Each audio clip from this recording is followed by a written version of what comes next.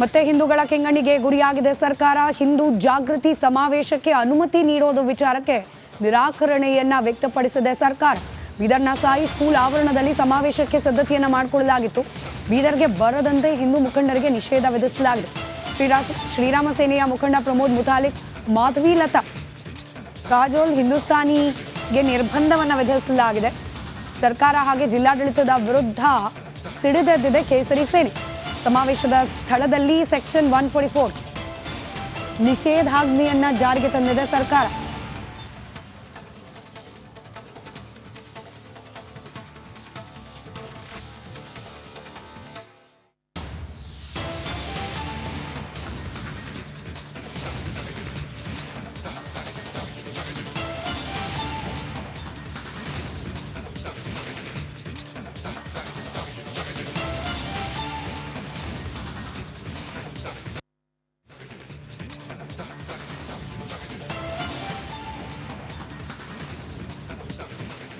ಮತ್ತಷ್ಟು ಡೀಟೇಲ್ಸ್ನೊಂದಿಗೆ ನನ್ನ ಕಲೀಗ ಮಲ್ಲಿಕಾರ್ಜುನ್ ಮರ್ಕಲೆ ನೇರ ಸಂಪರ್ಕದಲ್ಲಿದ್ದಾರೆ. ಮಲ್ಲಿಕಾರ್ಜುನ್, ಏನು ಕಾರ್ಯಕ್ರಮ ಇದು?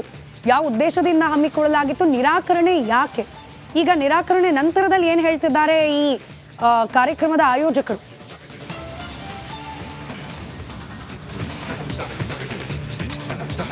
ಹೌದು ಸ್ಮಿತಾ, ನಿಜಕ್ಕೂ ಇವತ್ತು ಗಡಿ ಜಿಲ್ಲೆ ಬೀದರಲ್ಲಿ ಹಿಂದೂ ಜಾಗರಣ ವೇದಿಕೆಯಿಂದ ಏನು ಹಿಂದೂ ಸಮಾವೇಶನ ಹಮ್ಮಿಕೊಂಡಿದ್ರು. ಆ ಒಂದು ಸಮಾವೇಶಕ್ಕೆ ಈಗಾಗಲೇ ಶ್ರೀರಾಮ್ ಸೇನೆ ರಾಷ್ಟ್ರೀಯ ಅಧ್ಯಕ್ಷ ಪ್ರಮೋದ್ ಮುತಾಲಿಕ್ ಇರ್ಬೋದು, ಮತ್ತು ಈಗಾಗಲೇ ತೆಲಂಗಾಣದ BJP ಮುಖಂಡೆ ಮಾಧವಿ ಲತಾ ಇರ್ಬೋದು, ಮತ್ತು ಅದೇ ರೀತಿ ಹಿಂದೂಸ್ತಾನಿ ಕಾಜಲ್ ಇರ್ಬೋದು, ಇಂಥ ಭಾಷಣಕಾರರನ್ನು ಕರೆದು ಹಿಂದೂ ಮುಖಂಡರು ಈ ಒಂದು ಸಮಾವೇಶನ ಇವತ್ತೇನು ಹಮ್ಮಿಕೊಂಡಿದ್ರು. ಈಗ ಸಂಜೆ 4 ಗಂಟೆ ಕಾರ್ಯಕ್ರಮ ಕೂಡ ಆರಂಭ ಆಗಬೇಕಾಗಿತ್ತು. ಪ್ರತಿಯೊಂದು ತಯಾರಿ ಕೂಡ ನಡೀತಾ ಇತ್ತು. ಆದರೆ ಏಕಾಏಕಿ ಜಿಲ್ಲಾಡಳಿತ ಸರ್ಕಾರ ಈ ಒಂದು ಕಾರ್ಯಕ್ರಮಕ್ಕೆ ಈಗಾಗಲೇ ನಿಷೇಧ ಹೇರಿದ್ದಾರೆ. ಆ 3 ಜನ ಹಿಂದೂ ಭಾಷಣಕಾರರಿದ್ದಾರೆ. ಅಂದ್ರೆ ಟೋಟಲಿ ಜನರಲ್ ಜಾಗೃತಿ ಮೂಡಬೇಕು, ಹಿಂದೂ ಎತ್ತ ಸಾಗ್ತಾ ಇದೆ. ಈಗಾಗಲೇ ವಕ್ಫ್ ಬೋರ್ಡಿಂದ ಏನಂದ್ರೆ ಹಿಂದೂಗಳ ಮೇಲೆ ಸಾಕಷ್ಟು ಒಂದು ದೌರ್ಜನ್ಯ ಆಗ್ತಾ ಇದೆ. ಇಂಥ ವಿಷಯಗಳನ್ನು ಜನರಿಗೆ ಮುಟ್ಟಿಸಬೇಕು, ಯುವಕರಲ್ಲಿ ಜಾಗೃತಿ ಮಾಡಬೇಕು ಎಂಬ ಉದ್ದೇಶದಿಂದ ಹಿಂದೂ ಜಾಗರಣ ವೇದಿಕೆಯಿಂದ ಈ ಒಂದು ಕಾರ್ಯಕ್ರಮ ಹಮ್ಮಿಕೊಂಡಿದ್ದು ನೋಡಬಹುದು. ಇಲ್ಲಿ ಕಾರ್ಯಕ್ರಮ ಆಯೋಜಕರು ಕೂಡ ಸಾಕಷ್ಟು ಒಂದು ಆಕ್ರೋಶ ಪಡಿಸ್ತಿದ್ದಾರೆ. ಈ ಸರ್ಕಾರ ನಿಜಕ್ಕೂ ಹಿಂದೂ ವಿರೋಧಿ ಸರ್ಕಾರ ಇದೆ. ಸರ್ಕಾರ ಕೈಗೊಂಬೆಯಾಗಿ ಅಧಿಕಾರಿಗಳು ಕೆಲಸ ಮಾಡ್ತಾ ಇದ್ದಾರೆ. ಸಂಬಳ ನಮ್ದು, ತೆರಿಗೆ ನಮ್ದು, ಕೆಲಸ ಏನದ ಸರ್ಕಾರದ ಎಂಬ ಆಕ್ರೋಶ ಎಲ್ಲೋ ಒಂದು ಕಡೆ ಸಾಕಷ್ಟು ಪ್ರಮಾಣದಲ್ಲಿ ಕೇಳಿ ಬರ್ತಾ ಇದೆ ಅಂತ ಹೇಳ್ಬೋದು. ಹೀಗಾಗಿ ಈಗಾಗಲೇ ಪ್ರಮೋದ್ ಮುತಾಲಿಕ್ ಇರ್ಬೋದು, ಹಿಂದೂಸ್ತಾನಿ ಕಾಜಲ್ ಇರ್ಬೋದು, ಮತ್ತೇನಂದ್ರೆ ಮಾಧವಿ ಲತಾ ಮೂವರನ್ನ ಜಿಲ್ಲೆಯ ಗಡಿ ಪ್ರವೇಶ ನಿಷೇಧ ಮಾಡಿದ್ದಾರೆ. ಮತ್ತು ಅದೇ ರೀತಿ ಕಾರ್ಯಕ್ರಮನ ಏನಂದ್ರೆ ಕಾರ್ಯಕ್ರಮ ಏನು ನಡೀತಾ ಸ್ಥಳದಲ್ಲಿ ನಾವು ನಿಂತೀವಿ, 144 ಸೆಕ್ಷನ್ ಜಾರಿ ಕೂಡ ಮಾಡಿದ್ದಾರೆ. ರೈಟ್, ಸಂಪರ್ಕದಲ್ಲಿರಿ ಒಂದು ಗಳಿಗೆ. ನಮ್ಮ ಜೊತೆ ಪ್ರಮೋದ್ ಮುತಾಲಿಕ್ ಅವರೇ ಸಂಪರ್ಕದಲ್ಲಿದ್ದಾರೆ. ಸರ್ ನಮಸ್ಕಾರ. ನಮಸ್ಕಾರ. ಕಳೆದ ಕೆಲವೇ ದಿನಗಳ ಹಿಂದೆ ಬೆಂಗಳೂರಿನಲ್ಲಿ ಒಂದು ಸಮಾವೇಶ ನಡೆಯುತ್ತೆ. ಕೋರ್ಟ್ನ ವಿರುದ್ಧವಾಗಿ ಮಾತನಾಡ್ತಾರೆ, ಸಂವಿಧಾನದ ಎದುರುಗಡೆ ಬೀದಿ ರಂಪ ಮಾಡ್ತೀವಿ ಅಂತ ಹೇಳ್ತಾರೆ. ಅದಕ್ಕೆ ಅನುಮತಿ ಇದೆ, ತಮ್ಮ ನೇತೃತ್ವದಲ್ಲಿ ಆಗ್ಬೇಕಾಗಿದ್ದ ಕಾರ್ಯಕ್ರಮಕ್ಕೆ ಅನುಮತಿ ಇಲ್ಲ. ಯಾವ ರೀತಿ ಗಮನಿಸ್ತಿದ್ದೀರಿ ಇದನ್ನ? ನೋಡಿ, ಈ ರಾಜಕಾರಣಿಗಳೊಂದು ಅವ್ರಿಗೊಂದು ಅಸ್ತ್ರ ಅಂದ್ರೆ ಈ ಪೊಲೀಸ್ ಸ್ಟೇಷನ್, ಇದೊಂದು ಕೇಸ್ ಹಾಕೋದು, ಬ್ಯಾನ್ ಮಾಡೋದು, ಇದೊಂದು ಕೆಟ್ಟ ರೋಗ ಇದು. ಈಗ ಈ ರೀತಿಯ ಒಂದು ಸ್ವಾತಂತ್ರ್ಯ ಹರಣ ಇದು.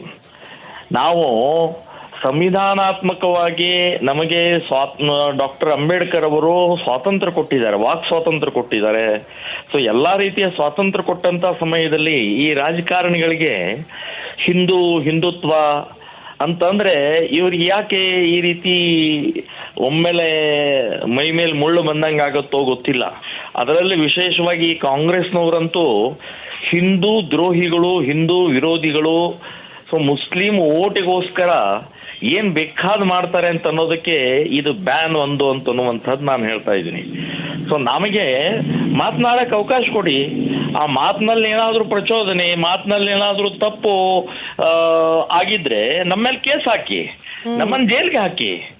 ಆದ್ರೆ ಈ ರೀತಿ ವಿಚಾರವನ್ನೇ ತಡೆಯುವಂತ ಪ್ರಕ್ರಿಯೆ ಇದೆಯಲ್ಲ, ಸಮಾಜದಲ್ಲಿ ಒಂದು ಜಾಗೃತಿ ಮೂಡಿಸುವಂತ ಸರಿ ತಪ್ಪು ಮತ್ತು ಮಿತ್ರ ಯಾರು, ಶತ್ರು ಯಾರು, ದೇಶದ್ರೋಹಿ ಯಾರು, ದೇಶಭಕ್ತಿ ಯಾರು ಅಂತನ್ನುವಂತ ಕಲಿಸುವ ಹೇಳಿಕೊಡೋಕ್ಕೆ ಸಮಾಜದಲ್ಲಿ ಇವತ್ತು ನಮ್ಮ ಬಹಳ ಅನಿವಾರ್ಯ ಅವಶ್ಯಕತೆ ಇದೆ. ಸೊ ಇಂಥ ಸಂದರ್ಭದಲ್ಲಿ ಇವರು ನಮ್ಮನ್ನು ತಡೀತಾರೆ ಅಂತಂದ್ರೆ ಕಾರಣ ಏನ್ ನೀಡಿದ್ದಾರೆ ಸರ್? ಈ ರೀತಿ ನಿಷೇಧ ಮಾಡ್ಲಿಕ್ಕೆ ತಾವು ಬರಬಾರ್ದು ಅಂತ ಹೇಳಿ ಕಾರಣ ಏನ್ ಕೊಟ್ಟಿದ್ದಾರೆ? ನೋಡಿ, ನನಗೆ ಇಲ್ಲಿ ತನಕ ಸುಮಾರು ಒಂದು 62 ಬಾರಿ ನೋಟಿಸ್ ನನಗೆ ಸಿಕ್ಕಿದೆ. ಅಂದ್ರೆ ಇಲ್ಲಿ ಒಂದು 20 ವರ್ಷದಲ್ಲಿ ಅಲ್ಲಿ ತಡೆ, ಇಲ್ಲಿ ತಡೆ ಅಂತ ಹೇಳಿ ಒಂದೊಂದ್ ದಿನ ಅಂತೂ 2 ಕಡೆಗೆ ಜಿಲ್ಲೆಗೆ ತಡೆ ಮಾಡಿದ್ದಾರೆ. ನಂಗೆ ನಾನು ಮೈಸೂರು ಆ ರಾಜು ಅವರ ಹತ್ಯೆ ಹಿನ್ನೆಲೆಯಲ್ಲಿ ಹೋಗ್ತಾ ಇರ್ಬೇಕಾದ್ರೆ ಮಂಡ್ಯದಲ್ಲಿ ತಡೆದ್ರು. ಸೊ ಮಂಡ್ಯದಲ್ಲಿ ನಾನು ಇನ್ನು ಇದು ಮಾಡೋಣ ಪ್ರೆಸ್ ಮೀಟ್ ಮಾಡ್ತೀನಿ ಅಂದ್ರೆ ಮಂಡ್ಯನೂ ಬ್ಯಾನ್ ಮಾಡಿದ್ರು. ಹೀಗೆ ವಿಚಿತ್ರವಾಗಿ ಇವರ ನಡಾವಳಿಕೆ ಅಂತನ್ನುವಂಥದ್ದು ನಾನು ಹೇಳ್ತೀನಿ. ನನಗೆ ಇಡೀ ರಾಜ್ಯದಲ್ಲಿ ನಿಮ್ಮ ಮೇಲೆ ಕೇಸಸ್ ಇದಾವೆ, ನಿಮ್ಮ ಭಾಷಣ ಪ್ರಚೋದಕಾರಿ ಇದೆ ಅಂತ ಅನ್ನುವಂಥ ಈ ಹೇಳಿಕೆಗಳನ್ನು ಕೊಟ್ಟು ನನ್ನ ಕೇಸನ್ನ ಆಲ್ರೆಡಿ ನಿರ್ಲಿಪ್ತ ಆಗಿದ್ದೇನೆ, ನಿರ್ದೋಷ ಆಗಿದ್ದೇನೆ, ಅದನ್ನು ಮತ್ತೆ ಮತ್ತೆ ಮತ್ತೆ ಮೆನ್ಷನ್ ಮಾಡ್ತಾರೆ ಇವರು. ಸೊ ಇಷ್ಟು ವಿಚಿತ್ರವಾದಂತ ಇದನ್ನ ನಾನು ಹೈಕೋರ್ಟ್ಗೆ ಹಾಕಿದ್ದೇನೆ.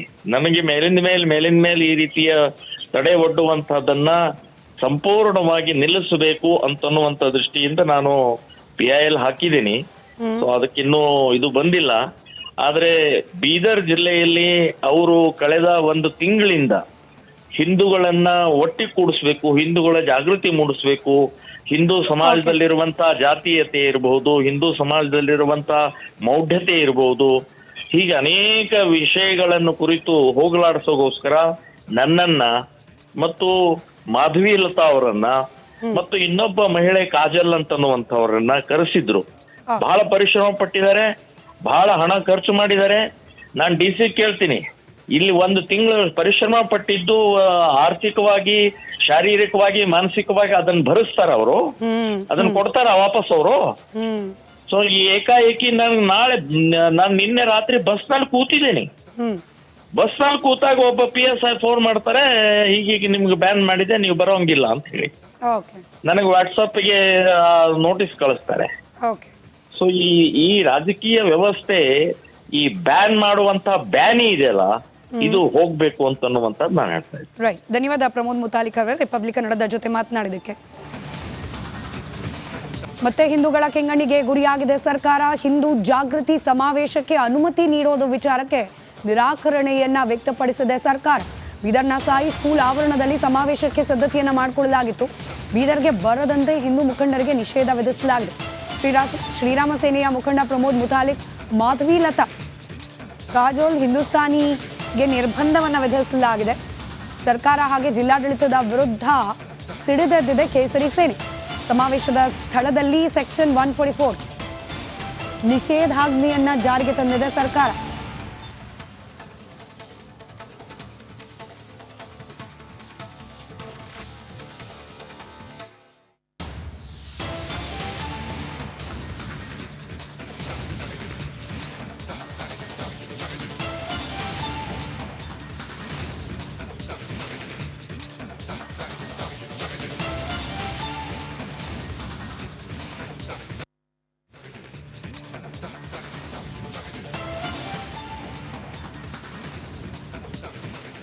ಮತ್ತಷ್ಟು ಡೀಟೇಲ್ಸ್ನೊಂದಿಗೆ ನನ್ನ ಕಲೀಗ ಮಲ್ಲಿಕಾರ್ಜುನ್ ಮರ್ಕಲೆ ನೇರ ಸಂಪರ್ಕದಲ್ಲಿದ್ದಾರೆ. ಮಲ್ಲಿಕಾರ್ಜುನ್, ಏನ್ ಕಾರ್ಯಕ್ರಮ ಇದು?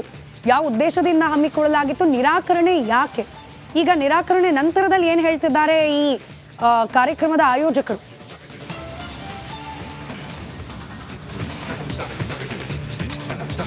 ಹೌದು ಸ್ಮಿತಾ, ನಿಜಕ್ಕೂ ಇವತ್ತು ಗಡಿ ಜಿಲ್ಲೆ ಬೀದರಲ್ಲಿ ಹಿಂದೂ ಜಾಗರಣ ವೇದಿಕೆಯಿಂದ ಏನು ಹಿಂದೂ ಸಮಾವೇಶನ ಹಮ್ಮಿಕೊಂಡಿದ್ರು. ಆ ಒಂದು ಸಮಾವೇಶಕ್ಕೆ ಈಗಾಗಲೇ ಶ್ರೀರಾಮ್ ಸೇನೆ ರಾಷ್ಟ್ರೀಯ ಅಧ್ಯಕ್ಷ ಪ್ರಮೋದ್ ಮುತಾಲಿಕ್ ಇರ್ಬೋದು, ಮತ್ತು ಈಗಾಗಲೇ ತೆಲಂಗಾಣದ BJP ಮುಖಂಡೆ ಮಾಧವಿ ಲತಾ ಇರ್ಬೋದು, ಮತ್ತು ಅದೇ ರೀತಿ ಹಿಂದೂಸ್ತಾನಿ ಕಾಜಲ್ ಇರ್ಬೋದು, ಇಂಥ ಭಾಷಣಕಾರರನ್ನು ಕರೆದು ಹಿಂದೂ ಮುಖಂಡರು ಈ ಒಂದು ಸಮಾವೇಶನ ಇವತ್ತೇನು ಹಮ್ಮಿಕೊಂಡಿದ್ರು. ಈಗ ಸಂಜೆ 4 ಗಂಟೆ ಕಾರ್ಯಕ್ರಮ ಕೂಡ ಆರಂಭ ಆಗಬೇಕಾಗಿತ್ತು. ಪ್ರತಿಯೊಂದು ತಯಾರಿ ಕೂಡ ನಡೀತಾ ಇತ್ತು. ಆದರೆ ಏಕಾಏಕಿ ಜಿಲ್ಲಾಡಳಿತ, ಸರ್ಕಾರ ಈ ಒಂದು ಕಾರ್ಯಕ್ರಮಕ್ಕೆ ಈಗಾಗಲೇ ನಿಷೇಧ ಹೇರಿದ್ದಾರೆ. ಆ 3 ಜನ ಹಿಂದೂ ಭಾಷಣಕಾರರಿದ್ದಾರೆ. ಅಂದ್ರೆ ಟೋಟಲಿ ಜನರಲ್ ಜಾಗೃತಿ ಮೂಡಬೇಕು, ಹಿಂದೂ ಎತ್ತ ಸಾಗ್ತಾ ಇದೆ. ಈಗಾಗಲೇ ವಕ್ಫ್ ಬೋರ್ಡ್ ಇಂದ ಏನಂದ್ರೆ ಹಿಂದೂಗಳ ಮೇಲೆ ಸಾಕಷ್ಟು ಒಂದು ದೌರ್ಜನ್ಯ ಆಗ್ತಾ ಇದೆ. ಇಂಥ ವಿಷಯಗಳನ್ನ ಜನರಿಗೆ ಮುಟ್ಟಿಸಬೇಕು, ಯುವಕರಲ್ಲಿ ಜಾಗೃತಿ ಮಾಡಬೇಕು ಎಂಬ ಉದ್ದೇಶದಿಂದ ಹಿಂದೂ ಜಾಗರಣ ವೇದಿಕೆಯಿಂದ ಈ ಒಂದು ಕಾರ್ಯಕ್ರಮ ಹಮ್ಮಿಕೊಂಡಿದ್ದು ನೋಡಬಹುದು. ಇಲ್ಲಿ ಕಾರ್ಯಕ್ರಮ ಆಯೋಜಕರು ಕೂಡ ಸಾಕಷ್ಟು ಒಂದು ಆಕ್ರೋಶ ಪಡಿಸ್ತಿದ್ದಾರೆ. ಸರ್ಕಾರ ನಿಜಕ್ಕೂ ಹಿಂದೂ ವಿರೋಧಿ ಸರ್ಕಾರ ಇದೆ. ಸರ್ಕಾರ ಕೈಗೊಂಬೆಯಾಗಿ ಅಧಿಕಾರಿಗಳು ಕೆಲಸ ಮಾಡ್ತಾ ಇದ್ದಾರೆ.